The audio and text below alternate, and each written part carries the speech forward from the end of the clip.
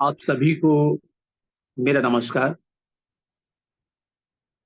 इससे पहले कि मैं प्रमोद जी आपको खास तौर पर धन्यवाद देना चाहता हूं कि आपने एक ये सुअवसर बनाया और मुझे एक अवसर दिया कि मैं आज प्रोफेसर स्वर्गीय हम सबके माननीय श्रीमान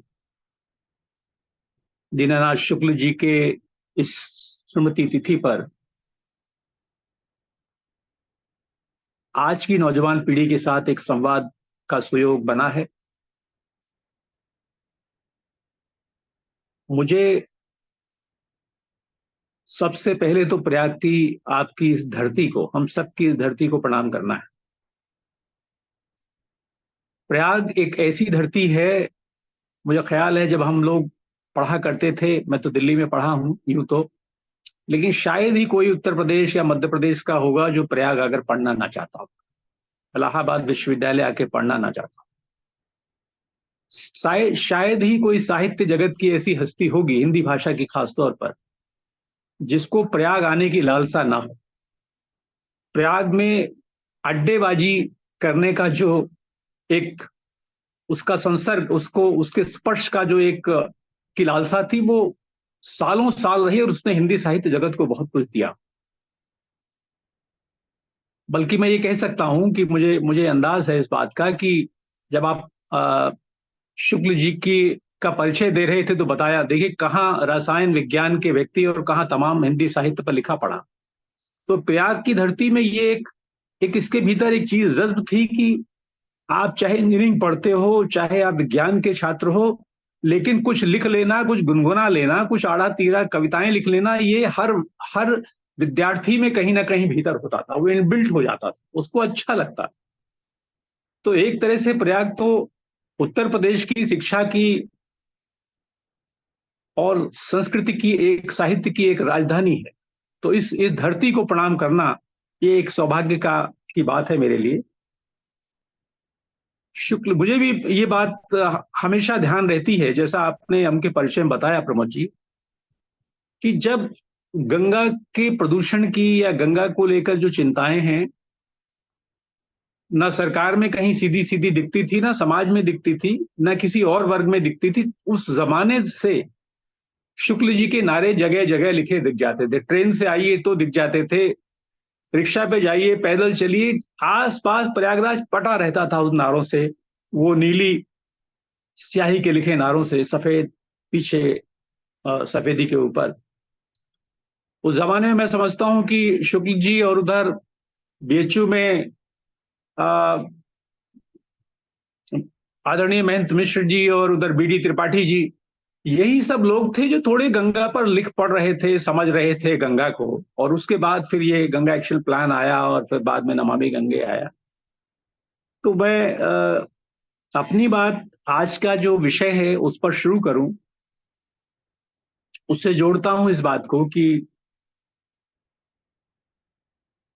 आज ही मैं देख रहा था एक टिप्पणी, एक समाचार देख रहा था कि वो जन जागरूकता जो सन 72 में शुरू हुई, सन 81 में शुरू हुई, 72 में स्टडी चल रही थी, 71 में, 81 में, और उसके बाद लगातार प्रयागराज में इस तरह का जन जागरण का एक विशाल अभियान चल रहा था। वो एकल प्रयास था लेकिन बहुत बड़ा प्रयास था शुक्ल जी का। और तमाम जागरण उस अभियान का नतीजा ये जरूर हुआ कि धीरे धीरे लोगों में ये चेतना जगी, सरकारों में ये चेतना जगी, और ये विषय प्रमुख होता गया कि नहीं, गंगा का जो महत्व है, गंगा की जो एक अमृत शक्ति है उसके भीतर, उसको उसकी चिंता दुनिया में होनी शुरू हुई और वो कागजों पर उतरी। ये बात और है, हमें ये प्रश्न जरूर अपने आप से पूछना चाहिए, मेरी विद्यार्थी हैं तो, कि भाई यदि इतना लंबे समय से जन जागरण था, इतना धन खर्च हुआ, करीब गंगा एक्शन प्लान को ले लें और अभी नमामि गंगे का बजट ले लें तो 35,000 करोड़ तो सीधे सीधे हुआ।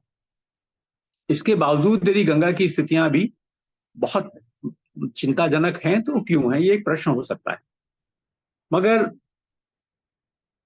ये सारी चिंताएं एक विद्यार्थी जो इलाहाबाद विश्वविद्यालय के रसायन विज्ञान में पढ़ रहा है, या आप एमएससी बीएचयू से कर रहे हैं या पीएचडी कर रहे हैं, ये चिंताएं हम बच्चे, हम विद्यार्थी क्यों करें? हमारा इनसे क्या लेना देना?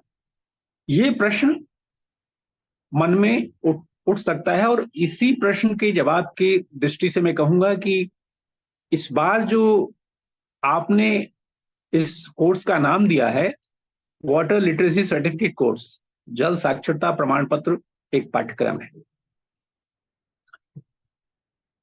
ये हम चिंता क्यों करें, पानी के बारे में बुनियादी चीजें क्यों जाने, इनसे हमारी जिंदगी में क्या फर्क पड़ेगा, मैं तो कुछ और नौकरी करने वाला हूं, मैं किसी और काम में जाने वाला हूं, मैं इंजीनियर बनने वाला हूं, मैं साइंटिस्ट बनने वाला हूं, मैं अधिकारी बनने वाला हूं, तो क्या पानी की बुनियादी चीजों को जानकर मेरी जिंदगी में कोई फर्क पड़ेगा? क्या मुझे ये सर्टिफिकेट कोर्स करना चाहिए? और मैं कर भी लूंगा तो मुझे क्या फर्क पड़ेगा? एक एक सर्टिफिकेट भर मिल जाएगा क्या? ये प्रश्न से मैं अपनी बात शुरू करता हूं। और मैं ये जरूर चाहूंगा कि जब बात हो तो ये एक भाषण जैसा ना हो जाए। यदि मन में कुछ सवाल हैं तो वो जरूर इस पर आए, तो बात करने में थोड़ा आनंद आएगा। मेरा ये मानना है कि दुनिया में जल एक ऐसा उपहार है प्रकृति का कि इसके बिना ना तो जीवन है, हम कहते ही हैं जल में जीवन है या जल ही जीवन है, इसके बिना कोई उत्पादन संभव नहीं है।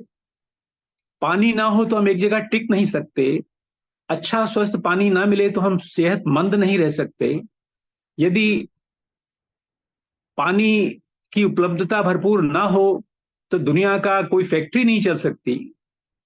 कोई फैक्ट्री या कोई कोई ऐसा उत्पादन नहीं है जिसमें पानी न लगता हो, चाहे वो कूलिंग में लगता हो या किसी और चीज में लगता हो, पानी तो लगता है। तो पानी, एक तरह से पानी के बिना हम यदि उम्मीद करें कि हम पढ़ लिख जाएंगे फिर आगे रोजगार हमको मिलेगा, तो रोजगार कई तरह के हो सकते हैं। तो पानी के बिना एक अच्छा रोजगार संभव नहीं। यदि पानी से समृद्ध कोई देश नहीं है तो रोजगार से बहुत समृद्ध नहीं हो सकता। इसलिए हम जल साक्षरता के सर्टिफिकेट कोर्स में का हिस्सा बने, उसकी बुनियादी चीजें जाने। पानी के बिना किसी देश की जीडीपी अच्छी नहीं हो सकती। यदि किसी देश की आर्थिकी को बेहतर करना है, किसी देश में उपभोग की वस्तुओं की भी एक समृद्धि चाहिए, तो पानी तो चाहिए, और स्वस्थ पानी चाहिए, स्वच्छ पानी चाहिए। इन सब में हम हमारी हर एक की भूमिका है। क्यों भूमिका है? जब मैं कहता हूं कि वाटर लिटरेसी का कोर्स क्यों करें, तो क्योंकि हमारी हर एक की भूमिका है, और वो भूमिका पानी पीने से लेकर के और पानी के दैनिक उपयोग से लेकर के, पानी की तमाम संरचनाएं बनने से लेकर के, पानी की तमाम इंजीनियरिंग से लेकर के, और पानी का पूरे बाजार तक। यदि पानी की मार्केट की बात करें, इकोनॉमी, वाटर इकोनॉमी की बात करें, वाटर इंजीनियरिंग की बात करें, पूरी हाइड्रोलॉजी की बात करें, और पूरी बायोलॉजी की बात करें, पूरी हम यदि पूरी फार्मा इंडस्ट्री की बात करें, पूरा मेडिकल साइंस की बात करें, तो पानी तो एक बहुत बुनियादी चीज है। कि पानी जब हम पढ़ते हैं इन किताबों में और देखते हैं कि दुनिया में कितना पानी, शरीर में कितना पानी, हमारी जो तमाम बीमारियां होती हैं उसमें से कितने प्रतिशत पानी की वजह से होती हैं, जब इन तमाम जानकारियों को हम पढ़ना शुरू करते हैं तो समझ में आता है कि पानी के बारे में बुनियादी चीजें यदि हम जानेंगे तो अपने जीवन में जैसे पानी के साथ व्यवहार करेंगे, और जैसे हम जिस पद पर होंगे, मान लीजिए मैं एक एक बीडीओ हूं, या मैं एक ग्राम पंचायत का एक अधिकारी हूं, या मैं एक पंच हूं, या मैं एक इंजीनियर हूं, या मैं एक इकोनॉमिस्ट हूं, मैं एक अर्बन प्लानर हूं, मैं एक डिजाइनर हूं, मैं मटेरियल डिजाइन करता हूं, साइंस में हूं यदि तो, या मैं इंटीरियर डेकोरेटर हूं, या आर्किटेक्ट हूं, सिविल इंजीनियर हूं। यदि मैं पानी की बुनियादी समझ रखता हूं तो मैं बिल्डिंग को कैसे डिजाइन करना है, किस मटेरियल का पानी की संरचनाओं पर, पानी की पूरी भरी पूरी दुनिया पर क्या असर पड़ेगा, मैं जानूंगा। मैं जब इमारतें बना रहा हूं तो मैं ये समझ पाऊंगा कि इसके रिफ्लेक्शन का हिमालय के ग्लेशियर पे कैसे पड़ता है। मैं यदि कपड़े डिजाइन कर रहा हूं तो मैं समझ पाऊंगा कि कौन किस तरह के कपड़े मैं पहनूंगा तो उससे दुनिया के क्लाइमेट पे क्या असर पड़ेगा, और उस क्लाइमेट का ओवरऑल पानी पर क्या असर पड़ेगा। ये जो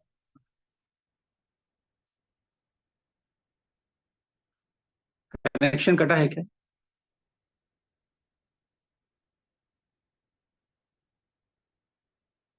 यदि इन तमाम तब किसी भी भूमिका में हो, मैं उनको जोड़ता हूं कहीं ना कहीं पानी से, कि हम किसी भी भूमिका में हो तो हम हमारा एक रोल है और हम पानी के बारे में यदि एक नजरिया रखते हैं तो गलत नहीं करें।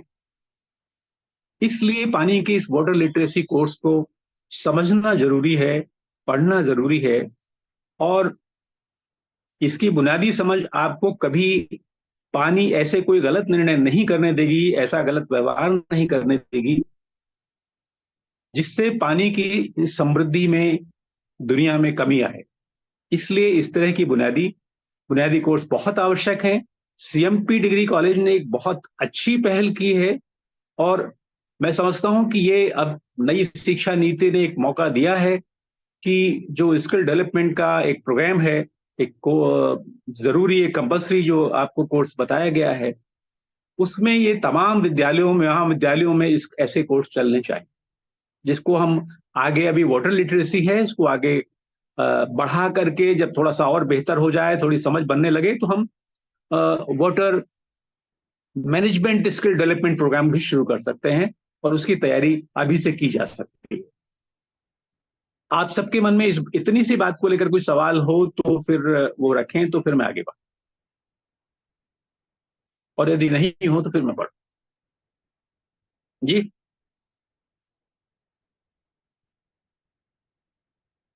आपकी तरफ से कोई आवाज नहीं आती। कोई क्वेश्चन पूछना चाहते हैं आप लोगों में से? हैंड रेज करें अपना।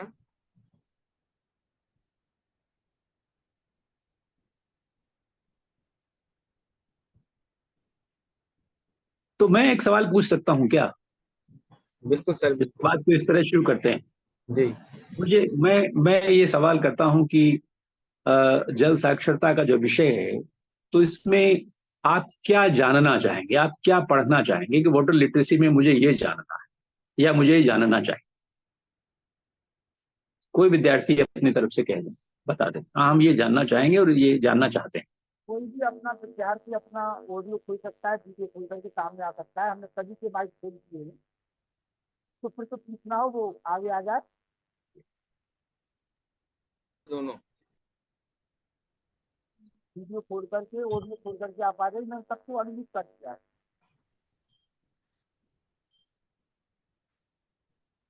सर मैं ये पूछना चाहता हूँ, जी। जल साक्षरता को समाज के सभी वर्गों तक कैसे पहुंचाया जा सकता है? हाँ।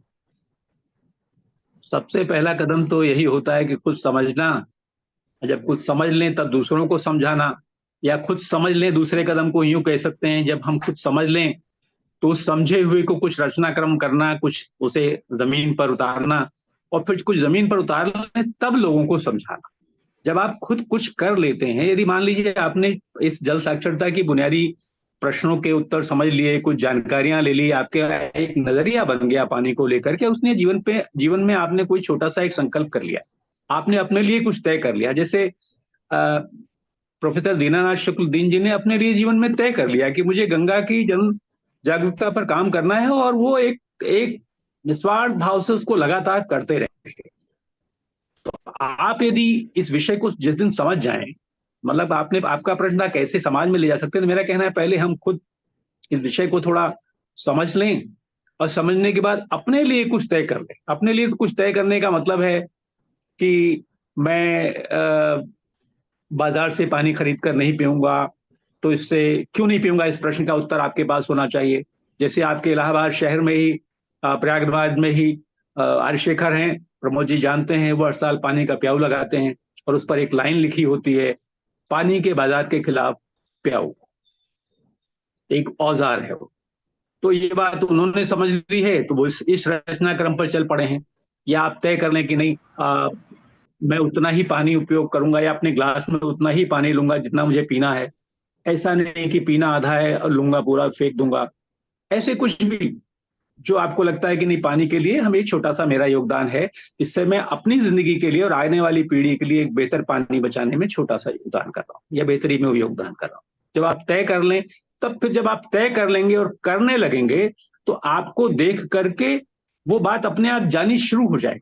शिक्षा का जो शिक्षण का एक तरीका है वो ये भी है कि आप सिर्फ बातों से नहीं कहते हैं, अपने जीवन में उतारते हैं, और उसको गुरु जब टीचर आपके जिस तरह का व्यवहार करते हैं वैसा आपके आपके व्यवहार में अपने आप उतर जाता है, इनबिल्ट हो जाता है। तो ये उसका तरीका है। हेलो। जी नमस्ते सर। नमस्ते। सर, आपने अभी बोला है कि पानी के बिना देश देश की जीडीपी जी और चीजें हैं जो कि मतलब कि डेवलप नहीं हो सकती, मतलब बिना पानी के बिना अगर कोई भी कंट्री आगे नहीं बढ़ सकती। लेकिन बाकी भी जो देश हैं जैसे कि तुर्की हो गया, इजराइल हो गया, और जो भी डेवलप कंट्री है उसमें माना जाता है कि वहाँ पे पानी नहीं है, लेकिन फिर भी हम हमारे भारत से भी काफी आगे हैं। तो सर ये कैसे संभव हुआ है सर? क्या इस पे आप कुछ बता सकते हैं? टर्की टर्की एक ऐसा देश है जहां जो परंपरागत कृषि है, जी सर। दुनिया में जो परंपरागत किस्म की कृषि है, उस तरह यस। की खेती करने वाला देश है टर्की। यस। बिना पानी के संभव नहीं होता। एक बहुत बड़ी नदी बहती है जो टर्की, इराक, ईरान, इन तीनों देशों को कहीं जोड़ती है। और पिछले कुछ सालों में जो टर्की में उथल पुथल मची है, उसके यदि आप थोड़ा गहराई में जाएंगे तो आपको अंदाज होगा कि कैसे उस नदी पर बड़े बांध बना लिए गए, और उसके बाद वो पानी जब मिलना कम हुआ तो कैसे लोग खेती से उजड़ने लगे, और कैसे टर्की से और तमाम उजड़ कर दूसरे देशों में जाने लगे। इस पूरी कहानी को यदि अब सिर्फ टर्की ही नहीं बल्कि आप दक्षिण जी सर। आपका जो अफ्रीका का इलाका है या मध्य एशिया के बहुत सारे देशों से जो लोग उजड़ कर जा रहे हैं, और ये तनातनी आपको दुनिया में दिखाई दे रही है आज के समय में, ये तनातनी यस। कोई सिर्फ मजहबी तनातनी हो या एक दूसरे देश पर कब्जा कर लेने के लिए जो अब युद्ध चला करते हैं, आजकल जो रूस का युद्ध चल रहा है, या तमाम इस तरह की लड़ाइयां चलती रहती हैं, तो ये प्राकृतिक संसाधनों पे कब्जा कर लेने के कारण ही इसराइल का बहुत हम लोग उदाहरण देते हैं कि इसराइल की जो पानी की तकनीक है वो बिल्कुल हमें वो बहुत कम पानी में अच्छी खेती करने की उसने तकनीक ईजाद कर ली है। बिल्कुल उसने ईजाद कर ली, इसमें कोई दो राय नहीं है। तो वो तकनीक के भरोसे चलती है। लेकिन आप यदि इसराइल का थोड़ा सा और विस्तार में समझेंगे तो उसने अगल बगल के देशों के संसाधनों पे कैसे कब्जा करना शुरू किया है, कैसे उसने वहां के जल संसाधनों में अपने लोग बसा करके अपने वहां के पानी को लेना शुरू किया है, वो भी एक हिस्सा है उसके उस पूरे प्रयोग का। तो कम पानी में देखिए, हमारे यहाँ भी आप यदि टर्की की बात करें या ईरान की बात करें, हमारे यहाँ भी तो एक बहुत शानदार उदाहरण है ना, राजस्थान का और गुजरात का। राजस्थान यस का और सर। कच्छ है। तो राजस्थान और गुजरात में भी जिंदगी क्या, समृद्धि क्या कम रही क्या? राजस्थान पूरा मारवाड़ का क्षेत्र, मारवाड़ी पूरे के पूरे धर्म और धन के जो यस सर। जिनके तो ये पूरा इलाका कैसे है? यदि जिन इलाकों में पानी कम है, यदि राजस्थान में पानी कम रहा या वहां मरुस्थली इलाका ज्यादा रहा, तो वहां पर पूरा पूरा का पूरा की जीवन निर्भरता कृषि पे नहीं थी, वहां मवेशी ज्यादा थे। जी आप सर। देखेंगे तो राजस्थान में मवेशी बहुत थे, मतलब वहां बकरियां हैं, वहां पर गाय हैं, वहां पर भेड़े हैं। ये इस तरह के मवेशी ज्यादा थे, और ये उनके जीवन का आधार थे। खेती आधार नहीं थी, मोटे अनाज। जैसे आज भी आप देखें तो सरसों देख लें, आप चना देख लें, तो इसमें तो राजस्थान आज भी नंबर वन है। जीरे में राजस्थान अभी भी नंबर वन है। तो जैसा पानी वैसी उपज, ये समझ हमारे समाज में भी थी और दुनिया के समाज में भी। लेकिन मेरा जो कहना था कि इकोनॉमी, जिसको हम जीडीपी कहते हैं, जीडीपी क्या है? जीडीपी एक तरह से जितना ज्यादा उपभोग उतनी हमारी ज्यादा जीडीपी। जीडीपी का मतलब यही, यस सर। उपभोग बढ़ता जाएगा तो जीडीपी बेहतर होती जाएगी। वो एक जीडीपी का अलग है। लेकिन उपभोग कब बढ़ेगा? जब उत्पादन बढ़ेगा और लोगों की जेब में एक क्षमता होगी कि वो उसकी खरीदी कर सके। Yes sir. तो ये क्षमता कब होगी? तो इसको जब आप जोड़ेंगे तो समझ में आएगा उत्पादन का होना और हमारी क्षमता का बढ़ना, हमारे पास धन का आना, ये सब कैसे लिंक होते हैं। यदि हम बहुत यस। बीमार होंगे, कितना पैसा हमारा उस पर खर्च होगा। यदि हम यदि हमारे पास पानी नहीं है, अभी भी आप यदि गांव में के हैं और किसानी आप करते हो तो आपको अंदाज होगा कि कृषि में अब ये सीजन चल रहा है धान का, कि इस समय का सीजन है, या सब धान का, बाजरे लाग का? हाँ हाँ, नहीं बाजरे का, लेकिन आप ये देखें कि फसलों में सिंचाई पे कितना पैसा जाता है, जो टोटल लागत आती है। हालांकि अब हमने थोड़े तौर तरीके बदल दिए हैं, तौर तरीके इसलिए बदल दिए हैं कि अब हमारा बीज भी बाजार से आता है, अब हमारी खाद भी बाजार से आती है, अब हमारा जो जुताई भी मशीन से होती है, हमारा कटाई भी मशीन से होती है, तो हमारी लागत उन वजहों से भी बढ़ी है। लेकिन जब ये सब नहीं था, जब हम अपने हाथ से सिंचाई कर, अपने हाथ से, हमारा अपने घर का बीज था, हमारे अपने खाद गड्ढे की खाद थी, हम फसल की कटाई खुद करते थे, वो तमाम चीजें थी, तब लागत का मुख्य जो बिंदु था, जो मद था, वो सिंचाई ही थी। Yes sir. तो यदि हमें कृषि में लागत घटानी है तो हमें सिंचाई को सुलभ बनाना पड़े। तो मैं उस दृष्टि से कहता हूं कि ये पूरी इकोनॉमी का जो आप लिंक देखेंगे तो समझ में आ जाए कि कैसे रोल है। एक अभी एसोचैम है, एसोसिएटेड चैम्बर ऑफ कॉमर्स, उसने उसकी जो अपनी स्टडी थी, उसने कहा कि हमने अपने इंडस्ट्री से जो सर्वे किया है, हमने जो पूछा है, उससे हमें मालूम हुआ है कि 65% उद्योग ये महसूस करते हैं कि वो पानी के संकट से गुजर रहे हैं। जी सर, जी। तो फिर ये कैसे सर्वाइव करेंगे इंडस्ट्री? यदि इंडस्ट्री सर्वाइव नहीं करेंगी, आपकी खेती सर्वाइव नहीं करेगी, तो ये तमाम उत्पादन और तमाम इकोनॉमी कहाँ जाएगी? इस दृष्टि से मैं कहता हूं कि जीडीपी, किसी देश की जीडीपी को बेहतर करना है तो वहां की पानी की जल समृद्धि होनी चाहिए। इस दृष्टि से मैंने कहा। जी सर, जी। Thank you sir. सर मैं भी एक क्वेश्चन पूछना चाहता हूँ। हाँ बिल्कुल। सर जैसे कि हम जानते हैं कि सबसे ज्यादा नदियों को माँ गंगा का प्रदूषण बड़ी बड़ी इंडस्ट्रियों से होता है।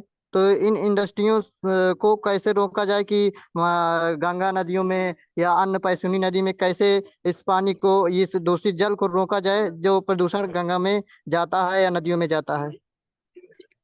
देखिए, रोकने के दो ही तरीके होते हैं, या तो कानून, और या हम सेल्फ मोटिवेट हों, स्वेच्छा से हो।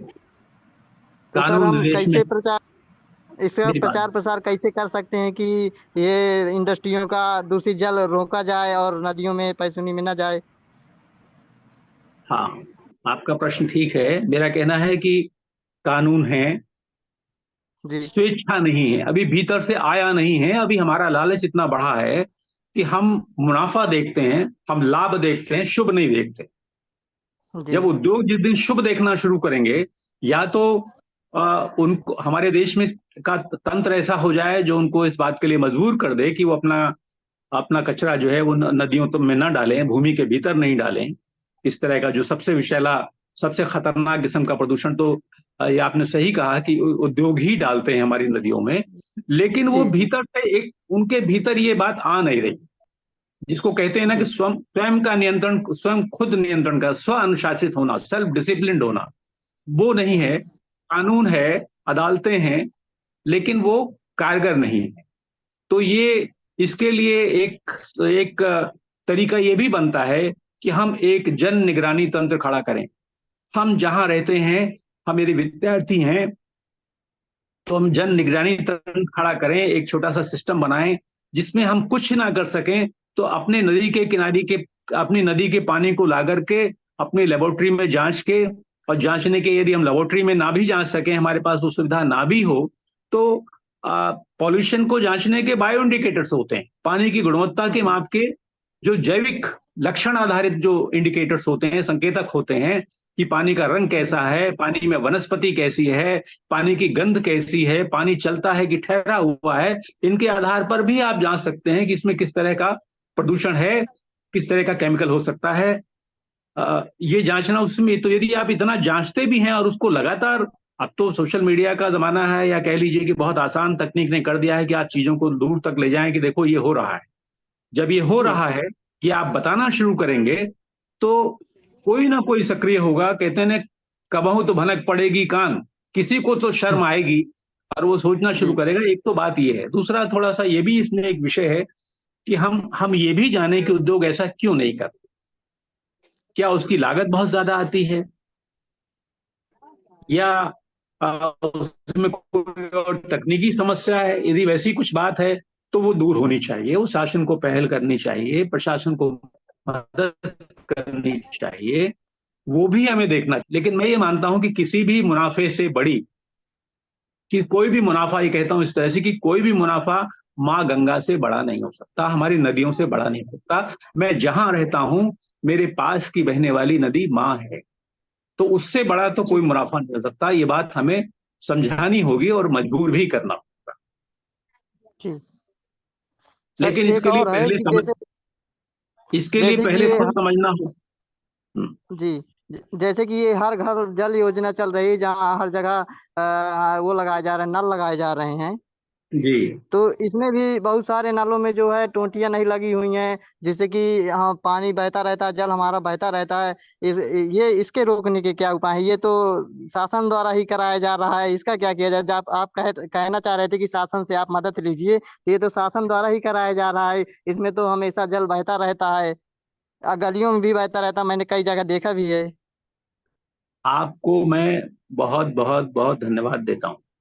आप इतना बारीकी से चीजों पर नजर रखते हैं, तो बस मैं समझता हूँ कि प्रमोद जी, आपका अभियान, आपका ये जो सर्टिफिकेट कोर्स है, इसमें जो छात्र हैं बहुत ही संजीदा और सक्रिय हैं, ये बहुत ही बधाई की बात है। ये यदि उसमें पानी बहते, देखिए एक चीज होती है जिसको हम हमेशा कर सकते हैं, हम ये जी मानकर चले कि नतीजा आएगा या नहीं आएगा उसकी चिंता नहीं करें, लेकिन जी टोकना बंद नहीं करें। गलत हो रहा है तो टोकें, और अच्छा हो रहा है तो पीठ को थपथपाएं।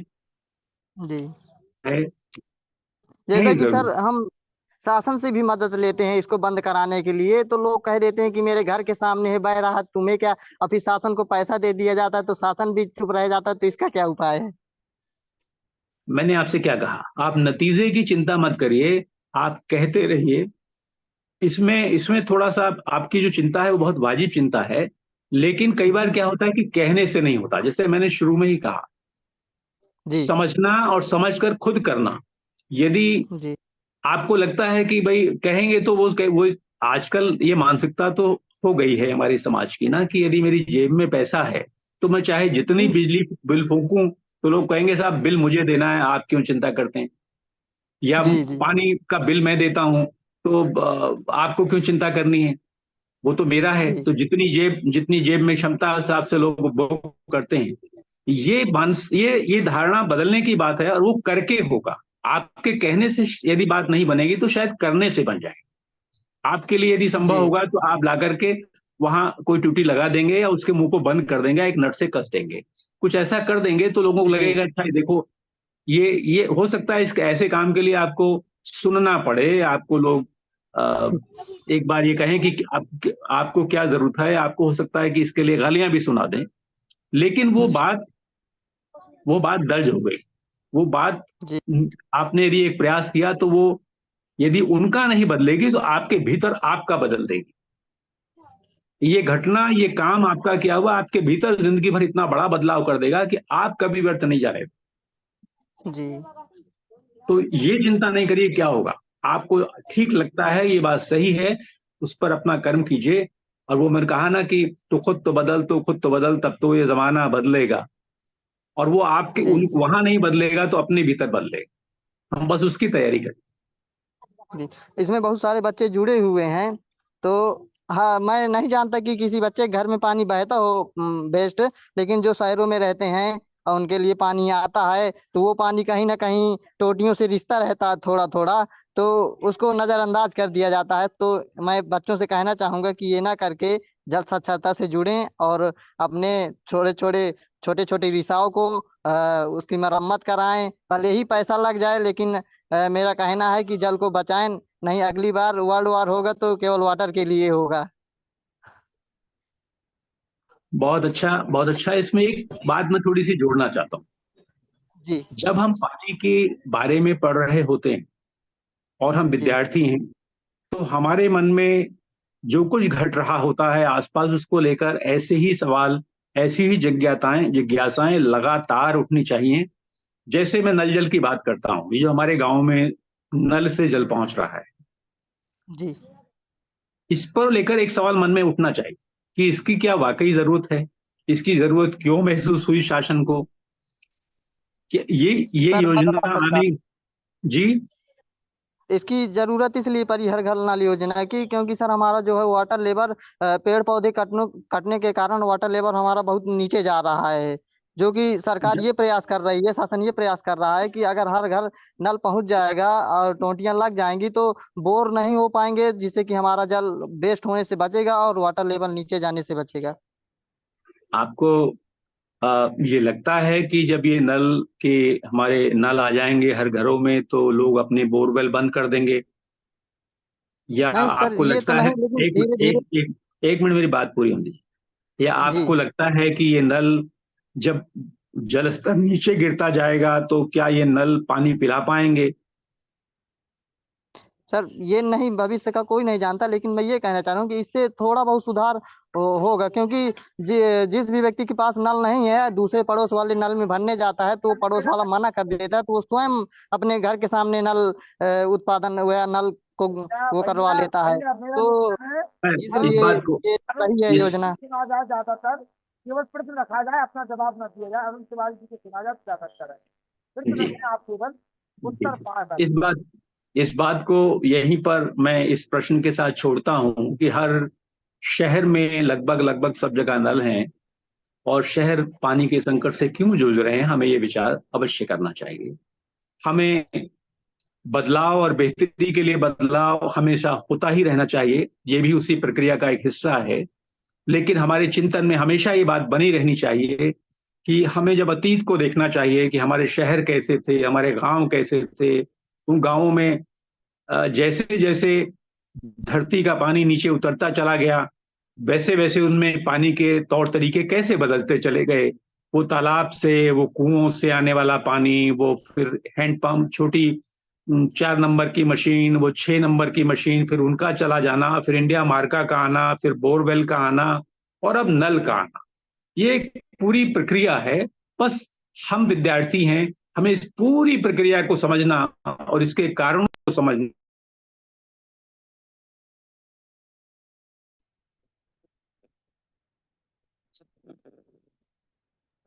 हेलो। उसका सवाल। सर, हमारा सवाल नहीं है, हमारी चिंता है कि आने वाले समय में महाकुंभ का आयोजन होना है, तो हम लोग छात्र हैं, हमारी पहुंच बहुत कम है, तो हम ऐसा क्या कर सकते हैं कि महाकुंभ के बाद गंगा की स्थिति बदतर ना हो, उसमें प्रदूषण और ना बढ़े। आप थोड़ा दोबारा कहेंगी क्योंकि आपकी आवाज आ नहीं रही थी, अब बाद में आएगी। सर, हम ये पूछ रहे थे कि अभी आने वाले समय में महाकुंभ का आयोजन होना है, तो बहुत सारी भीड़ इकट्ठी होगी और गंगा में आशा तो नहीं है, लेकिन फिर भी हमको ये मानना पड़ेगा कि प्रदूषण बढ़ सकता है, तो हम ऐसा क्या कर सकते हैं कि महाकुंभ के बाद गंगा में प्रदूषण बढ़े नहीं। जब ये कुंभ घटता है, आपको अंदाज होगा कि उज्जैन का जो कुंभ था उसमें ग्रीन कुंभ के तौर पर सरकार ने, मध्य प्रदेश शासन ने वहां उसको ग्रीन कुंभ डिक्लेयर किया था और उसके कुछ मानक तय किए थे। तो मैं हमेशा एक ही बात कहता हूं, और वो बहुत एक पॉलिसी जैसी है। आप उसको एक एक लाइन इस तरह सोच सकती हैं कि मैं जब इस तरह सोचूंगी तो मुझे जवाब मिल जाएगा। जो कारण है मूल, किसी भी समस्या के कारण में उसका निवारण मौजूद रहता है। जब हम समझ लेंगे कि ये पॉल्यूशन क्यों बढ़ता है, प्रदूषण क्यों बढ़ता है, तो उनका निवारण कर लेना ही उसका उपाय है। यदि लोग आते हैं यहां पर और रहते हैं तो प्रदूषण क्यों बढ़ता है? प्रदूषण इसलिए बढ़ता है कि देखिए, लोगों का आना, फिर उपभोग का करना, और उसका जो है, जो भी उपभोग किया उसको छोड़ के चले जाना। तो असल चीज है कि जिस परिसर में ये कुंभ लगता है, वहां जो सामग्री उपयोग होती है, जो लोग अपने हाथ में लेके आते हैं, प्लास्टिक की, पॉलीथीन, तमाम और तरह के कचरे, उसको क्या ऐसे ही छोड़ के चले जाते हैं? उसका ठीक से प्रबंधन होता है कि नहीं होता है? यदि वो होता है तो अच्छी बात है, नहीं होता है तो उसको कैसे हम करें। और जो इस दौरान जो मल विसर्जन का एक का काम होता है, वो होता ही है, वो एक प्रदूषण अपने तरह का है ही। उसका क्या उपाय हो सकता है, उस पर सोचने की बात है। उसके उपाय हैं टेक्निकली, आईआईटी कानपुर वगैरह ने उस तरह के टॉयलेट डेवलप किए हैं जो और अभी नई तकनीक में उस तरह के टॉयलेट्स आए हैं, खासतौर पे जो डीआरडीओ ने भी टॉयलेट इस तरह के डेवलप किए थे, जो बहुत ज्यादा ठंडे इलाकों में जहाँ सैनिकों की पोस्टिंग होती है और मल वहां सड़ नहीं पाता या वो डिस्ट्रॉय कह लीजिए कि वो धीरे धीरे खत्म नहीं हो पाता, तो वहां के लिए जो तकनीकी डेवलप की थी वो इसी तरह की तकनीकें थी कि जो जो लोग शौच करने जाते हैं वो कुछ ही घंटों के अंदर खाद में तब्दील हो जाए और वो धीरे से धरती के भीतर उस रूप में नहीं जाए जिस रूप में वो नुकसान करता है।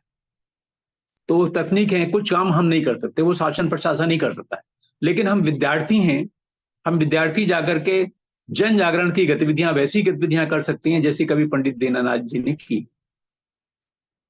हम अपनी बात कह सकते हैं, कोई छोटा सा नुक्कड़ नाटक डायरेक्ट कर सकते हैं और जाकर के कहीं भी शुरू हो गए, 2 लोगों की टोली गई कहीं भी शुरू हो गई, तो वो बात कहीं आती है। किसी वो कहते हैं ना, किसी को खुद ये मसला अब कानून का नहीं बचा है, ये कोई सेना बना देने से नहीं चलेगा कि हम कोई ऐसी हो सकता है हम ये संभव कर सकते हैं, हम विद्यार्थी हैं, जाकर के यदि हमारे पास समय है तो हम 1 घंटा उस रूप में कहें कि टोके नहीं, ये आप नहीं कर सकते। जैसे मुझे ख्याल है स्वामी अमृतानंद जी ने कुंभ हरिद्वार में इस तरह की एक ऐसी टीम बनाई थी कि जो टोकती थी घाटों पर, जो जा रहे हैं, जो नहाने जा रहे हैं, वहां कुछ पॉलिथीन छोड़ गए तुरंत टोकती थी, नहीं आप ऐसा नहीं कर सकते। तो ये इस तरह के काम हम कर सकते हैं, छोटे काम हम अभी जागरण के ही काम कर सकते हैं, टोकने के काम कर सकते हैं, हमारी अपनी छोटी क्षमता है, हम वो ही करें। लेकिन मैं एक बात, बुनियादी बात है, और ये चाहे आप एक विज्ञान का छात्र होने के नाते समझें या आप पर्यावरण के विषय को लेकर समझें, अविरलता ही निर्मलता की गारंटी है। यदि पानी में फ्लो रहेगा, पानी की जो वेलोसिटी है, आप यदि उसको इस तरह समझें तो, कि जब वेलोसिटी पर्याप्त, हर नदी को लेकर के उसके ढाल और तल के हिसाब से एक पर्टिकुलर वेलोसिटी होती है, उस वेलोसिटी के हिसाब से जब पानी बहता है तो सिल्ट को बहा ले जाता है और गंदगी को भी बहा ले जाता है। और नदी में एक क्षमता होती है, सेल्फ प्यूरिफाइंग कैपेसिटी होती है, खुद को साफ करने की, स्वच्छ करने की क्षमता होती है। आप देखती होंगी नदी के अंदर जो बुलबुले उठते हैं, एक ऑक्सीडेशन का प्रोसेस होता है, ऑक्सीकरण का। जहां पत्थर होते हैं नदियों के भीतर, जिसको हम कहते हैं कंकर, कंकर में शंकर क्यों पूछते हैं, इसीलिए कि वो पत्थर जो होते हैं उनसे जब पानी टकराता है तो जो ऑक्सीडेशन का प्रोसेस होता है वो पानी में प्राण वायु भरता है। बीओडी सीओडी जिसको हम पढ़ते हैं कि ये बीओडी है, ये सीओडी है, उसमें इन सबका रोल होता है। तो इस दृष्टि से ये समझना कि फ्लो के बिना कोई भी परियोजना, कोई भी बजट हमारी नदियों को निर्मल नहीं कर सकता। हमको ये सुनिश्चित करना होगा कि पानी में का पर्याप्त प्रवाह नदी में हो, और हर नदी की अपनी डाइवर्सिटी होती है, बायोडाइवर्सिटी होती है। एक ही पहाड़ से निकलने वाली यमुना का पानी में अलग तत्व है और गंगा के पानी में अलग क्षार तत्व है, तो वो भिन्न है। इस दृष्टि से मैं मानता हूं कि ये सब विषय हैं, हम सोचें ये बड़ी बात है, आपने सोचा ये बड़ी बात है, आप इसको इस तरह सोचती हैं, बस यही आपके भीतर का आपको बदलेगा, और ये बदलेगा तो कहीं ना कहीं उसका प्रभाव दिखेगा। हम अपने क्षमता भर जो कुछ है बस उतना करते रहे।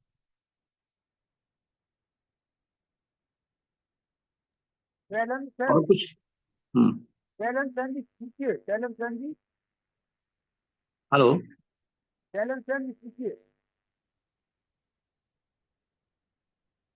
चैलेंज आपकी जी हाथ उठाए कीजिए।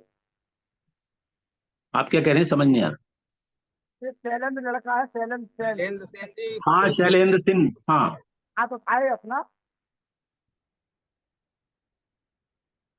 शैलेंद्र कुछ, हाँ, आप कुछ कहना चाहते हैं? एमएससी के जो छात्र जुड़े हैं हमारे, एमएससी केमिस्ट्री के, अगर वो कुछ पूछना चाहें उसमें से कोई भी प्रश्न कर सकता है।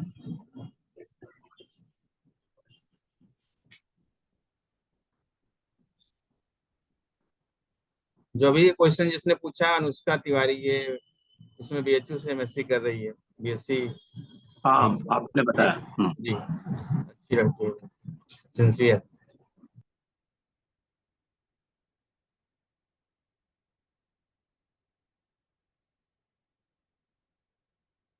मैं बात आगे बढ़ाऊं? वीवो और जियोमी नाम से कौन जुड़ा हुआ है? अपना नाम लिख दे, रीनेम कर दे अपना।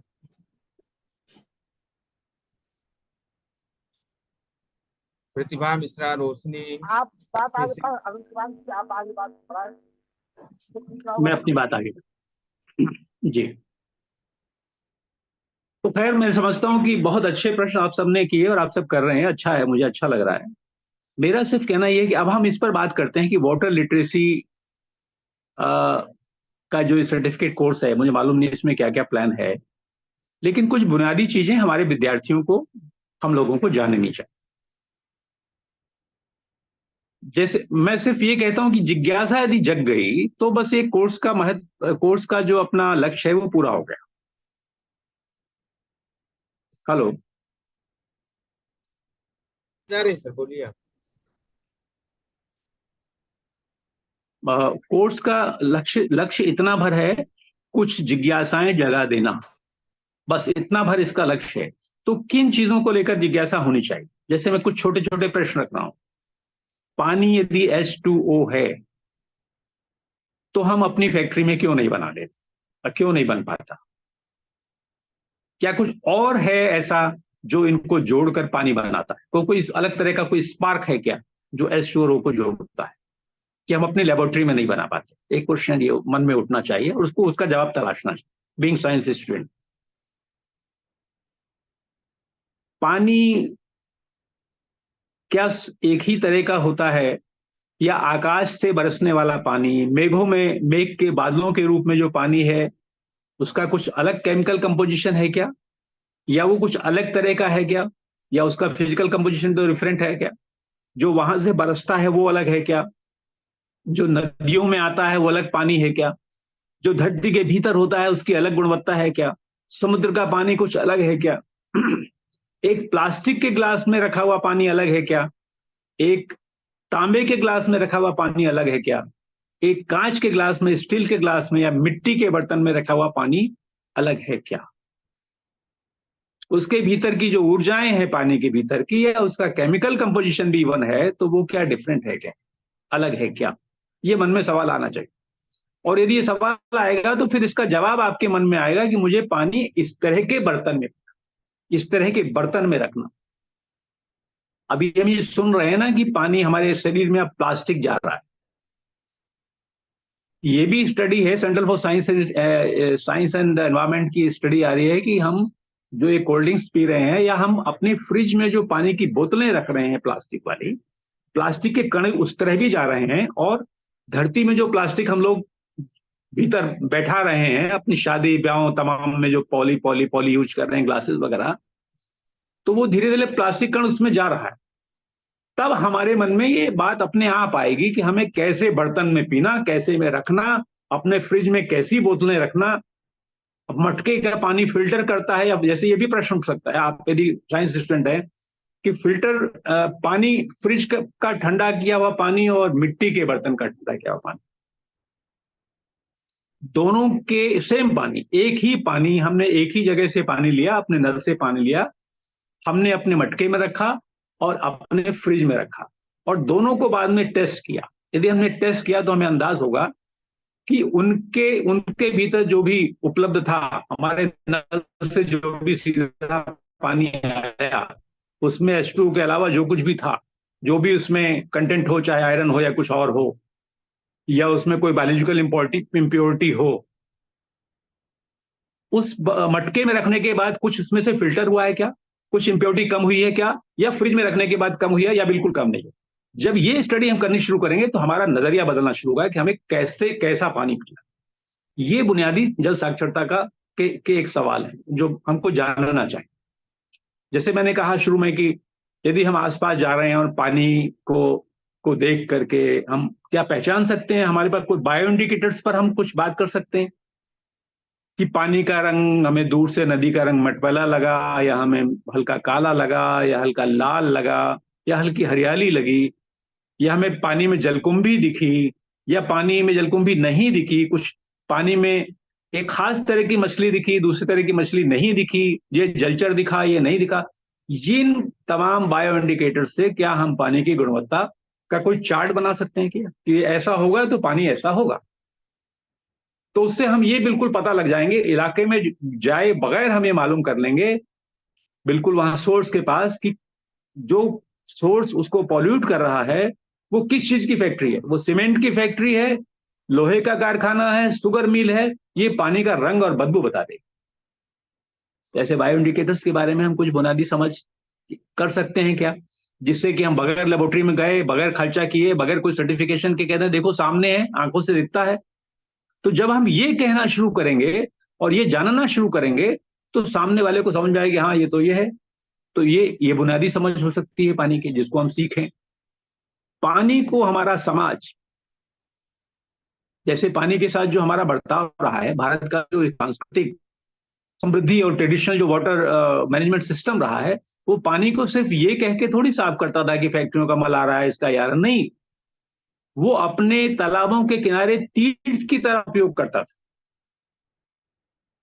हम आज भी तालाबों की, कुओं की पूजा करते हैं, आज भी करते हैं, इस नए जमाने में भी करते हैं। हमारी शादियों में कुआं पूजन होता है, हम सबके विवाह में तालाब की पूजा होती है।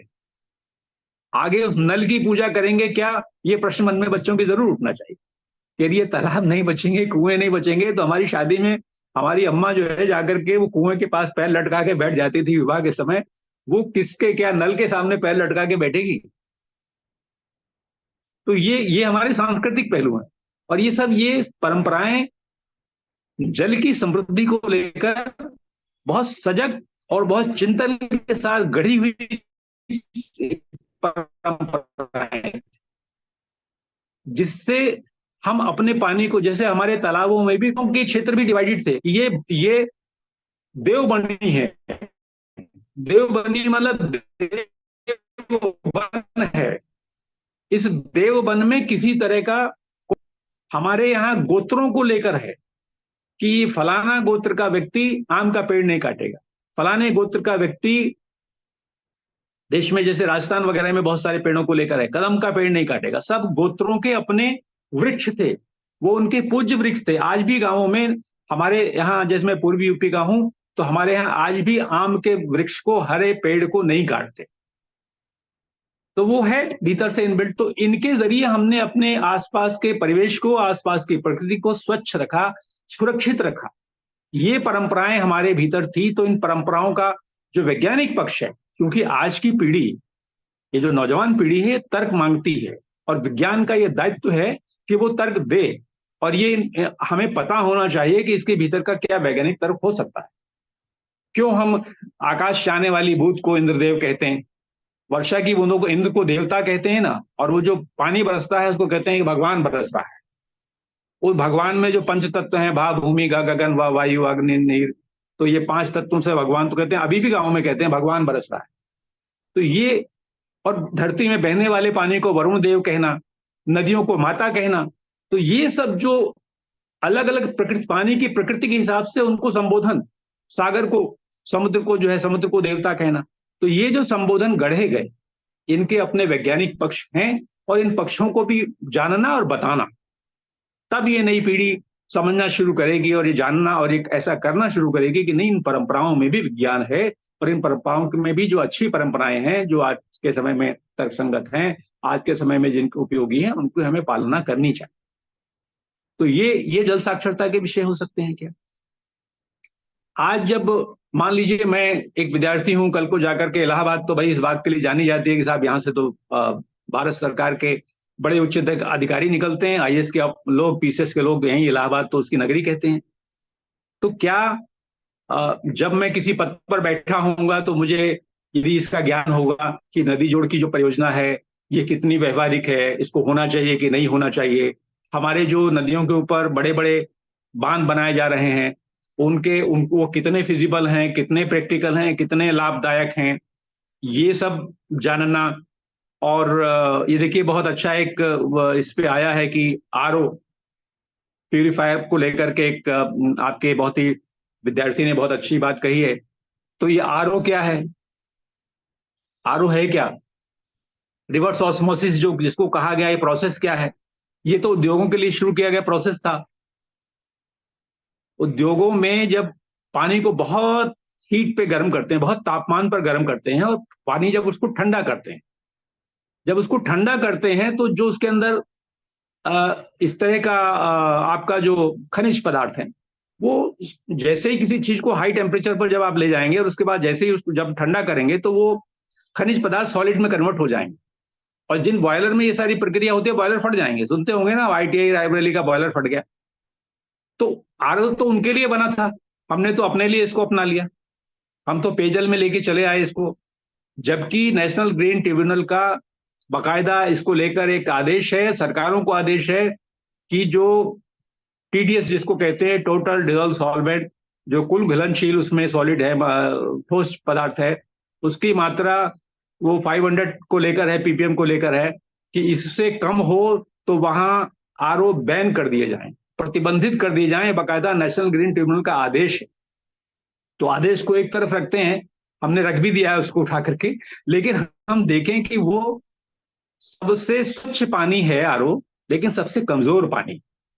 इसीलिए मैंने कहा कि हम ये समझें कि पानी क्या सिर्फ H2O है, या पानी में कुछ खनिज भी हैं जो हमारे शरीर के लिए, पानी में कुछ ऐसे जीवाणु भी हैं जो आकर के हमारे पूरे हाजमे के लिए जरूरी होते हैं।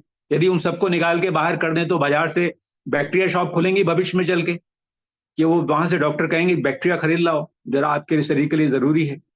तो ये समझना, फिर हमें देखना कि अच्छा पानी में शुद्धि है तो RO तो हम नहीं यूज करेंगे। चलिए, हमारे समझ में आ गया कि नहीं RO में ये खामियां है, कमजोर पानी है, तो क्या कोई फिल्टर यूज करें? क्या फिल्टर किस तरह का हो सकता है, कौन सा फिल्टर बेहतर होगा, या कोई और हमारे पास परंपरागत पद्धति है, हम फिटकरी वगैरह वगैरह तमाम चीजों से साफ करते थे पानी को। गंगा के पानी में क्या है, गंगा के पानी में क्षार है, फिटकरी जिसको हम एक तरह से तत्व कहते हैं, तो क्षार है, वो क्षार ही है उसको जो साफ करता है, उसमें एक क्लीनिंग प्रॉपर्टी है। बीमारियों में भी हमारे वैद्य लोग भी इसको कहते थे कि भाई 6 महीने में एक चुटकी जो है आप तवे पर फुलाई हुई फिटकरी ले लीजिए, तो शरीर को ऐसा कहते थे। तो वो शरीर को क्लीन करती है, उसकी क्लीनिंग प्रॉपर्टी है। ये पानी में इनबिल्ट है, वहां पर गंगा के पानी में थी, जो पीछे से वहां से बैक्टीरियोफाजिस आते थे उस तरह की दृष्टि से। तो ये हमारे ये बुनियादी चीजें हैं। बहुत अच्छी, मैं ये बातचीत आज की बहुत अच्छी इसलिए मान रहा हूँ कि आपके विद्यार्थी बहुत बहुत ही वो सवाल उठा रहे हैं जो आसपास दैनिक जीवन में हमारे लिए जानना जरूरी है, उसके हिसाब से अपने को बदलना जरूरी है। तो ये बहुत अच्छा है। इसलिए ये इस पर भी हम, ये भी वाटर लिटरेसी के सब्जेक्ट हो सकते हैं कि हम टाइप ऑफ वाटर में देख लें, ड्रिंकिंग वाटर में देख लें कि भाई क्या क्या पानी है। फिर हम ये देखें, एक प्रश्न ये उठता है पॉलिसी लेवल पे, कहा जाता है, जैसे मैं भी ये बात कहता हूं कि जो हमारा ताजा जल है, जो हमारा फ्रेश वाटर जो बारिश से आता, ताजे जल को हम नदियों में बहने दें, और जो उपयोग किए गया पानी है, जिसको हमने अपने शौचालयों में, अपने बाथरूम में, इनमें सब में उपयोग किया है, नहाने धोने वगैरह वगैरह, खाने में, इसको साफ करके नहरों में बहने दें। ताजा जल नदियों में, स्वच्छ किया हुआ जल नहरों में। तो जब वहां जाएगा और वो प्यूरिफाइड हो पानी जाएगा और नहीं साफ होगा तो हमारा किसान चिल्लाएगा कि नहरों के जरिए गंदा पानी आ रहा है, तो फिर साफ होगा। अभी तो नदियां चिल्लाती नहीं है, और चिल्लाती हैं तो उनकी भाषा हम समझते नहीं है।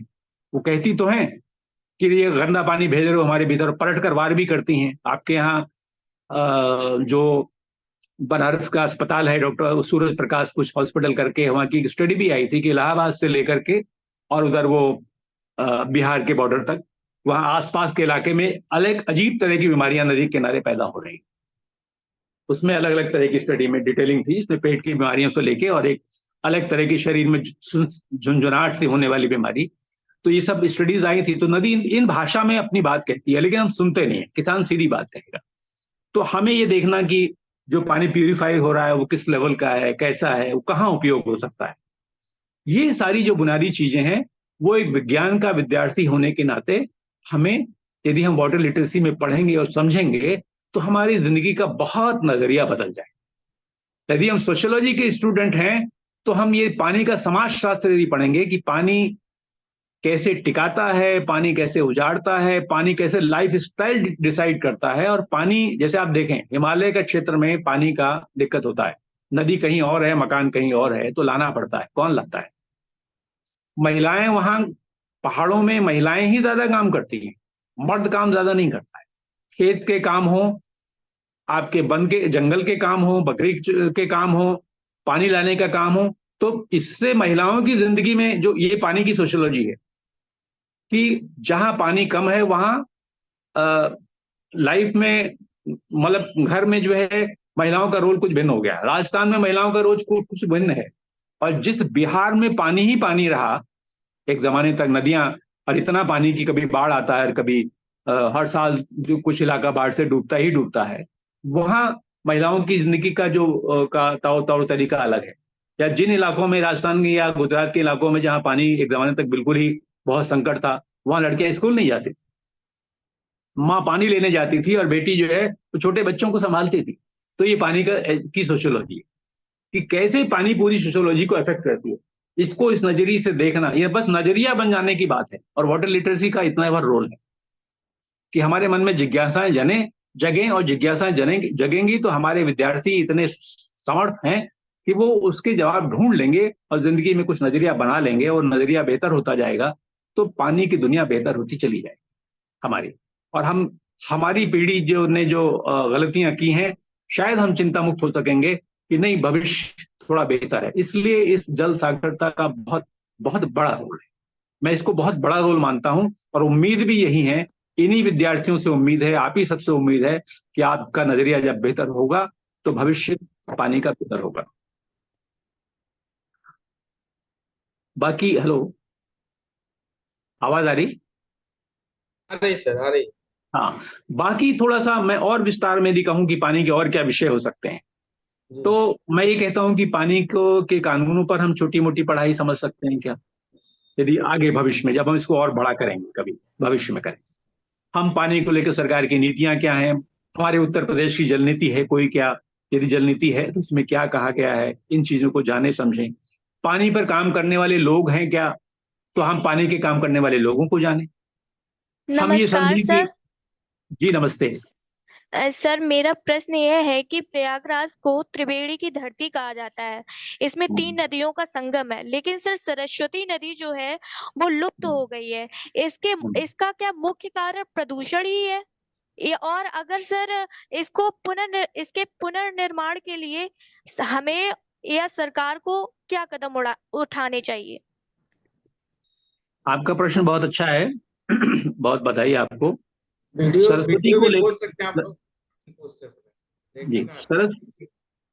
सरस्वती नदी को लेकर के कई बार प्रश्न उठे हैं, और सरस्वती नदी को लेकर के जो तकनीक हैं उनके माध्यम से ये जाना गया है कि कहाँ से निकलती थी, कहाँ बहती थी, हरियाणा से लेके गुजरात से लेके तमाम तरह के वो स्टडीज हुई हैं इसको लेकर के। प्रश्न ये है कि नदी क्या सिर्फ ऊपर बहती है, नदी धरती के नीचे भी बहती, और ऊपर तभी बहती है जब धरती का पेट भर जाता है। कोई भी नदी यदि हमें सूखी हुई दिख रही है तो क्यों दिख रही है, यानी धरती का पेट वहां खाली है। मैं ये कहता हूं कि ये आपका जो प्रश्न है कि त्रिवेणी कहते थे, तो इसको यदि मैं अलग दृष्टि से कहूं कि भाई ये त्रिवेणी है, यहाँ की त्रिवेणी वापस आनी चाहिए, ये एक सांस्कृतिक आह्वान है, ये एक सांस्कृतिक विचार है, और इसको, ये संगम का जो एक जिसकी महत्ता है, उस दृष्टि से उसको आना चाहिए। लेकिन वो कब आए, वो तब आएगी वापस। वो प्रदूषण उसका कारण नहीं है, उसका कारण प्रदूषण नहीं है। धरती की भौगोलिक उथल पुथल अपना बहुत कुछ बदल देती है। आप भूगोल के विद्यार्थी हो तो ये बात जानते ही हैं कि जहां कभी समंदर था वहां रेगिस्तान है, जहां कभी समंदर था आज वहां मानसरोवर है। तो भूगोल की उथल पुथल भी बड़े कारण होती है। एक बात तो ये कहता हूं। दूसरा ये कहता हूं कि धरती की संरचनाओं में यदि कोई रुकावट आई, कहीं चीजें चली गई, तो उससे सरस्वती सूख गई। इसको लेकर बाकायदा सरकार ने प्रोजेक्ट मोड में काम किया है, स्टडी भी की है, काम भी शुरू किया है, लेकिन उसे सिर्फ धार्मिक महत्व की दृष्टि से ही उस पर ज्यादा चर्चा हुई है। वैज्ञानिक दृष्टि से उसको रिवाइव करने की जो चिंता है वो कम हुई है। और उसके पूरे मार्ग को यदि रिवाइव करना है, किसी भी नदी को यदि वापस लाना है, तो उसके पूरे जल ग्रहण क्षेत्र को समझकर और उसके पूरे जल ग्रहण क्षेत्र में उपलब्ध जल को समझकर, वहां होने वाली गतिविधियों को समझकर पूरी योजना बनती है। यदि हम किसी भी सूखी नदी में, सिर्फ सरस्वती की बात नहीं कर रहा, किसी भी नदी को यदि उसको वापस उसका प्रवाह हम ऊपर बहता हुआ देखना चाहते हैं, तो पूरे जल ग्रहण क्षेत्र को समझना, वहां खेती को समझना कि वहां खेती, भाई पानी पानी सिर्फ आकाश से जो बरसता है वही धरती के पेट में जाता है और वही नदियों के रूप में ऊपर आता है। नदी एक तरह से पानी का, यदि हमारे खेत में पानी बरसा है और वो नदी में ऊपर आया है, तो एक तरह से हमें समझना कि एक रिचार्ज जोन है, एक डिस्चार्ज जोन है। नदी डिस्चार्ज जोन है, जहां ऊपर पानी फेंका जाता है, जहां झरने धरती से झरने नहीं कहिए, धरती से नीचे से छोटे छोटे प्रवाह फूटते हैं। अभी हम लोग गए थे वहां हरदोई में, तो वहां गोमती के किनारे धरती के नीचे से ऐसे फवारे फूट रहे हैं। तो जो रिचार्ज जोन होता है वहां वो फूटते हैं। तो रिचार्ज जोन और डिस्चार्ज जोन की समझ रखकर और उस तरह की गतिविधियां हम यदि प्लान करें, यदि जैसे मान लीजिए बुंदेलखंड है, मैं इस तरह कहता हूं, इस तरह समझिए इसको। जी सर। बुंदेलखंड, हेलो, जी सर। बुंदेलखंड, जी जी सर, आपकी आपको, आवाज आ रही है। हाँ, तो मेरा कहना है कि किसी भी नदी के पुनर्जीवन के लिए उसके पूरे जल ग्रहण क्षेत्र को समझना और ये देखना कि उसमें पानी की खपत को कैसे नियंत्रित करें। क्या वो खेती का चक्र बदलकर हो सकती है, खेती का प्रकार, क्या फसलें हैं उनका चुनाव करके हो सकती है। खेती पर यदि पूरी निर्भरता है, यदि बुंदेलखंड के इलाके में पानी पर ही पूरी निर्भरता है, पूरा जीवन खेती पर ही निर्भर है मान लीजिए, तो यदि खेती पर ही निर्भर है तो कौन अधिक से अधिक उपज करना नहीं चाहता है। यदि हमें सारे सपने अपनी जिंदगी के सारे खर्चे खेती से ही पूरे करते हैं, तो धरती के प्राण लेके ही होंगे, वो उसका पानी पीकर ही होंगे। तो हमें, जब हम अपना उसका एक नियोजन करें, एक प्लान बनाएं कि इस नदी के रिवाइवल का प्लान या बुंदेलखंड में वाटर रिवाइवल का प्लान बनाना है, तो हमें ये बनाना होगा कि हम खेती पर थोड़ी सी, इतना खेती सिर्फ जीवन चलाने के लिए भर हो और अपनी आर्थिक समृद्धि के लिए हम वहां, क्या कोई हुनर उपलब्ध है, क्या कारीगरी आधारित बुनियादी कुटीर उद्योग खड़े करके उस इलाके में, या और जो वहां हुनर उपलब्ध हो, या और जो वहां पर तीर्थ क्षेत्र है, वो वन क्षेत्र है, तो उन चीजों को बढ़ा करके जीवन में समृद्धि ला सकते हैं। क्या आर्थिक समृद्धि की बात कर रहा हूं, वो समृद्धि ला सकते हैं लेकिन धरती के प्राण नहीं लेने पड़े खेती के लिए। ऐसा प्लान करना चाहिए क्या। जब हम पूरे जल ग्रहण क्षेत्र को समझ कर इस तरह के प्लान करेंगे, तो हमारी नदियां, हमारी सरस्वती भी एक दिन लौट आएगी। और अभी तो हम उस दौर में हैं जब जानबूझकर हमारी नदियों को ड्रेन कहा जा रहा है। बहुत सारी नदियों के नाम बदल दिए गए, जिनको नदी कहा जाता था। जैसे मैं दिल्ली में अभी इस वक्त हूं, दिल्ली में एक नदी राजस्थान से आती थी, उस नदी का नाम साबी नदी कहते थे उसको। गुड़गांवा में से होती हुई वो अलवर के रास्ते गुड़गांवा होती हुई और दिल्ली में आती थी। दिल्ली में उसको नजफगढ़ नाला कहते हैं। गुड़गांवा का जो हाईवे बना, उसने उसको एक तरफ रोक दिया, गुड़गांव में दूसरी तरफ भी नहीं बहती। लेकिन नदियां धरती के भीतर बहती हैं। जब भीतर बहती हैं तो भीतर का प्रवाह भी सूख गया है क्या, वो देखने की जरूरत। तो वो नई तकनीक हम देखकर बता सकते हैं कि धरती के भीतर क्या है। तो इस दृष्टि से मेरा कहना है कि अब तो हम और खतरनाक दौर में, हम सरस्वती की चिंता अभी बाद में करें। अभी अपने घर के बगल बहने वाली जो 60 किलोमीटर की धारा है वो चली जा रही है, उसके साथ क्या हो रहा है उसकी यदि चिंता करनी शुरू करेंगे, तो एक दिन छोटी नदियां ही, गंगा कोई अकेली नदी थोड़ी है। छोटी बड़ी यदि आप देखेंगे तो मैं समझता हूँ हजारों नदियां होंगी, और थोड़ी मझोली नदियां देखेंगे तो 200 नदियां होंगी जो गंगा को गंगा बनाती। और आजकल यदि हम देखें तो गंगोत्री का पानी तो आपके प्रयागराज पहुंचता ही नहीं है।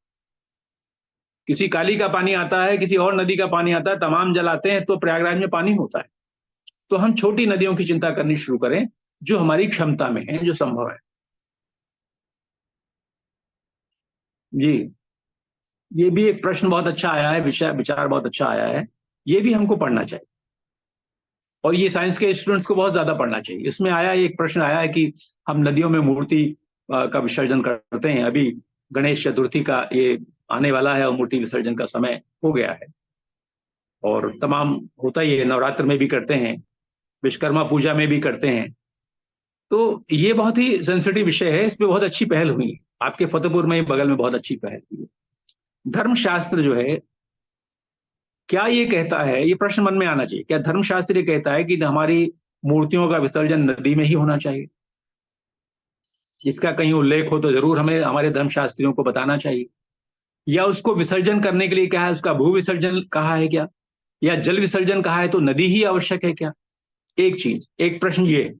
दूसरा, एक साइंस का स्टूडेंट होने के नाते मेरे मन में ये सवाल उठना चाहिए कि नदियां की क्या हमारे धर्मशास्त्र या हमारी परंपराएं ऐसी मूर्तियों के बारे में को कहती थी जैसी मूर्तियां हम आज बनाते हैं?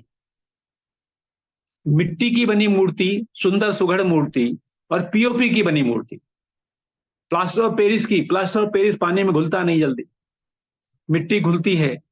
अब हम जिस तरह के केमिकल्स उसके रंग रोगन में इस्तेमाल करते हैं, उन केमिकल्स के बारे में जानना और बताना कि देखो ये केमिकल पानी में जाकर के क्या करेगा। जिस तरह की अब तो उसमें लोहे की सींक भी लगाने लगे हैं बहुत से लोग। तो इसको यूं समझना, हमारी आस्था है, हमारी आस्था बहुत बड़ी है, वो माँ के साथ भी है और नदी के साथ, लेकिन माँ से बड़ी नहीं। एक चीज तो ये समझना। दूसरा, मूर्तियों के अब जागरूकता आ रही है, ऐसा नहीं है कि नहीं आ रही। हालांकि हाईकोर्ट का आदेश भी होता है इलाहाबाद का, गंगा और यमुना को लेकर के नदी में विसर्जन नहीं होना चाहिए, सरकार प्रतिबंधित करे वगैरह वगैरह, यूपी के अंदर। लेकिन मेरा कहना है कि कानून से ये चीजें नहीं बदलती हैं, ये स्वेच्छा से बदलती हैं, भीतर से आती हैं तब बदलती हैं।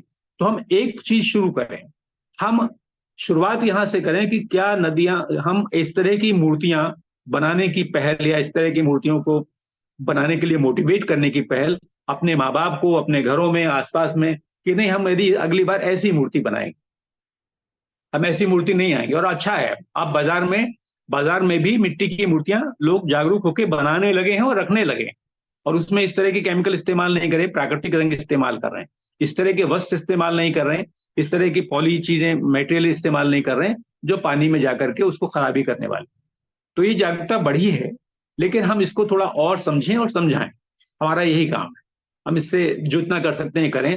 और हम यदि हम बच्चे हैं, विद्यार्थी हैं, और विद्यार्थियों के साथ ये होता है कि अपने माँ बाप के हम यदि संतानें हैं तो हमारे माँ बाप बच्चों की बात मान लेते हैं। तो यदि बेटा कहता है या बेटी कहती है पापा ये वाली मूर्ति मत ला, यदि ये चीज आप कहते हैं, या फिर आप कहते हैं ये लाएंगे तो मैं विसर्जन में नहीं जाऊंगी, मैं हट करके बैठ जाती हूँ। यदि आप हट करते हैं तो बाल हट बहुत बड़ा होता है, तो वो नतीजा क्या लाएगा आप इसकी चिंता नहीं करिए, लेकिन वो कहीं ना कहीं बात जाएगी और वो बात अपना असर दिखाएगी, मैं ये मानता हूं। तो हम शुरुआत अपने घरों से करें, अपने मोहल्ले से करें। अब तो ये चीजें फैलती हैं, कभी महाराष्ट्र में गंगा गणेश का विसर्जन होता था, पूजा होती थी, पूरे भारत में होती है, कभी बंगाल में होती थी, और इस पूरे इलाके में रामलीलाएं चलती थी पूरे उत्तर भारत के अंदर। धीरे धीरे अलग अलग कारणों से रामलीला का हमारे जो उत्सव थे वो जाने खत्म हो गए, और धीरे धीरे दुर्गा पूजा का चलन बढ़ता चला गया। तो इस समय के साथ बदल रहा है, लेकिन इन बदलते हुए हालातों में भी हम ये देखें कि हम बेहतर क्या कर सकते हैं। तो मटेरियल पे हम बात कर सकते हैं, मटेरियल पे हमें बात करनी चाहिए कि भाई मूर्तियों की मटेरियल को थोड़ा हम बेहतर करें। और विसर्जन में हम ये देखें कि विसर्जन नदी में आवश्यक नहीं है, किसी ऐसा स्थान को नदी किनारे या नदी से दूर ऐसी जगह बनाई जा सकती है जिसको जल से भरा हुआ हो और उसमें विसर्जन कर लें, या किसी तालाब में कर लें, लेकिन मटेरियल खराब नहीं। या अभी बहुत जगह ये चलन शुरू हुआ है, प्रशासन ने ये पहल की है कि नदियों में जैसी ही मूर्ति आती है, जैसे ही पानी में डालते हैं, उसको उठा करके थोड़े आगे होते ही निकाल कर बाहर कर देते। लेकिन वो सब समाधान नहीं है, समाधान वही है जहां समस्या है, और समस्या हमारे मानस में। दुनिया में कुछ भी घटता है तो पहले मानस में घटता है। तो हम अपना मानस बदलें, और बदलने के लिए आपकी ये बात, आपका ये सवाल, आपके जहन में ये बात आई, ये एक बड़ा अच्छा संकेत। बहुत बहुत धन्यवाद सर, आपने अपना कीमती समय दिया हम सभी का मार्गदर्शन करने के लिए। बहुत सारे स्टूडेंट इसमें जुड़े, बहुत सारे अभी नहीं जुड़ पाए, क्योंकि मेरा जो जोड़ने का तरीका था वो व्हाट्सएप ग्रुप के माध्यम से। जितने लोग जुड़े बहुत हैं, आगे प्रयास करना ये बात करते। जी जी गिलास भरा। मैं ये कहता हूँ प्रमोद जी, आपने जो पहल की है, आपको अंदाज नहीं है कि आपने कितनी बड़ी पहल, मतलब अंदाज होगा मुझे, मैं नहीं कह सकता, लेकिन जब कोई काम शुरू होता है तो ऐसे आपके इसमें तो लोग जुड़े हैं, कोई काम शुरू होता है तो कई बार हमको उल्टी बातें सुनने को मिलती हैं, कई बार लोग जुड़ते नहीं हैं। लेकिन ये बीज जो आपने डाला है, और खासतौर पर इस बार तो आपने उसका नाम ही वाटर लिटरेसी सर्टिफिकेट कोर्स दे दिया है, मैं ये कहता हूं ये एक बड़ी पहल है और ये एक दिन बड़ा आकार लेगी। सीएमपी डिग्री कॉलेज यदि इसको लेकर के एक नोडल कॉलेज के तौर पर आगे उभरे और आसपास के कॉलेजेस को और इंस्टीट्यूशंस को मोटिवेट करे कि हमने छोटा सा प्रयास किया है, छोटा सा बीज डाला है, आप अपने यहाँ डालकर देखिए। और ये इसलिए नहीं डाला है कि हम कोई प्रोजेक्ट चलाना चाहते हैं या हम कोई छोटा सा कोर्स चलाना चाहते हैं, हमारी कोई महत्वाकांक्षा है, लेकिन पानी की बहुत बड़ी चिंता है और उस चिंता से आपको भी जोड़ना चाहते हैं, इसलिए हम आपके बीच में जाते हैं। तो शायद एक बहुत बड़ा काम होगा और ये नतीजा लाएगा, मुझे ये भरोसा। थैंक यू सर, जरूर ये कोशिश रहेगी इस बार मेरी। आसपास के जो इंटर कॉलेज वगैरह हैं या डिग्री कॉलेज, उन सब जगहों पे छोटे छोटे प्रोग्राम करेंगे अवेयरनेस के। और आपने अपना समय दिया, मार्गदर्शन दिया सर। मैंने छात्रों से कहा भी था कि आपकी जो भी क्वेरीज हो आप सर से पूछिएगा, मेरे भी मार्गदर्शन करता गुरु के रूप में आप ही हैं, तो मुझसे बेहतर आप बता पाएंगे, इसलिए नहीं, विद्यार्थियों ने बहुत अच्छे सवाल किए। जी, आगे फिर आपका प्रोग्राम है, जब आप प्रयाग आएंगे तो निश्चित रूप से इन छात्रों के बीच कराने का बस मेरा प्रण है कि मुझे आप जैसे जो देश में चुनिंदा लोग है ही हैं पानी पे काम करने वाले लोग, जिनको उंगलियों पे आप गिन सकते हैं, और जरूर उनका कार्यक्रम कराना चाहूंगा। आपके नॉलेज में और कोई अगर व्यक्ति होगा जो पानी पे अच्छा काम, 2-4-6 लोगों को मैं जानता हूँ, तो हम लोग जरूर बात मुझे जोड़ने का काम करिएगा सर। बहुत बहुत धन्यवाद। अब मैं सीधे अपने जो कार्यक्रम के आज के सूत्रधार हैं आदरणीय लखनलाल आर्य जी से अनुरोध करता हूँ, कृपया शांति पाठ के साथ जो है कार्यक्रम के समापन की घोषणा करें। सम्मानित अरुण तिवारी जी को आज पहली बार सुना, और मैं बता दूं आपको कि यहाँ फेसबुक पे लाइव कार्यक्रम चल रहा है। हमारे कुरुक्षेत्र विश्वविद्यालय के संस्कृत विभाग अध्यक्ष डॉक्टर रामचंद्र जी उसको से ही बराबर देख रहे हैं, उसको लाइव कर रहे हैं, कमेंट कर रहे हैं। तो डॉक्टर रामचंद्र जी जैसे विद्वान जो आर जगत के बहुत अच्छे विद्वान है, संस्कृत के प्रोफेसर है, कुरुक्षेत्र विश्वविद्यालय में सम्मानित पंडित अरुण तिवारी जी जानते होंगे शायद उनका नाम, डॉक्टर रामचंद्र जी है, दिल्ली विश्वविद्यालय में प्रोफेसर है, वर्तमान में विश्वविद्यालय संस्कृत के विभाग अध्यक्ष। और आज आपने जो पंडित दीनानाथ शुक्ल जी की पुण्य स्मृति पर यह कार्यक्रम रखा, निश्चित रूप से उनका नाम मैंने ये सुना था कि वो जो गंगा की अविरलता के लिए जो नारे लिखे रहते थे उसके बारे में वहाँ चर्चा की जाती थी, क्योंकि मैं एक अभियान चलाए हुए अपने जिले के अंदर मृत्यु भोज के स्थान पर श्रद्धांजलि सभा। तो मैं अक्सर लोगों से कहता हूँ कि जो अस्थियां हैं उनको गंगा जी में विसर्जित ना किया जाए, तो इस विषय को लेकर के चर्चा होती थी तो उनका नाम कभी आ जाता था। तो आज पता चला कि वही दीनानाथ शुक्ला जी है जिनकी चर्चा हमारे आज डॉक्टर सुबोध कुमार शर्मा जी ने की। निश्चित रूप से उस पुण्यात्मा को मैं नमन करता हूँ। और सम्मानित अरुण तिवारी जी द्वारा जो आज व्याख्यान हमें सुनने को मिला, पहली बार हमने जल संरक्षण के ऊपर और इसके ऊपर जो है पहला व्याख्यान ऐसा सुना होगा, इस तरह की चर्चा हमारे जीवन में पहली बार आई। तो मैं सभी का आभार व्यक्त करता हूँ, सभी बच्चों का जिन्हें जुड़े हुए थे, और अपने आयोजक सम्मानित डॉक्टर सुबोध कुमार शर्मा जी का भी मैं शांति पाठ के साथ आज के कार्यक्रम का समापन करता हूँ। ओम शांति अंतरिक्षम शांति पृथ्वी शांतिरापः शांतिरोदय शांति वनस्पतयः शांति विश्वदेवा शांति ब्रह्म शांति सर्वं शांति शांतिरेव शांति सामा शांतिरेधि। ओम शांति शांति शांति। सभी को सादर नमस्ते।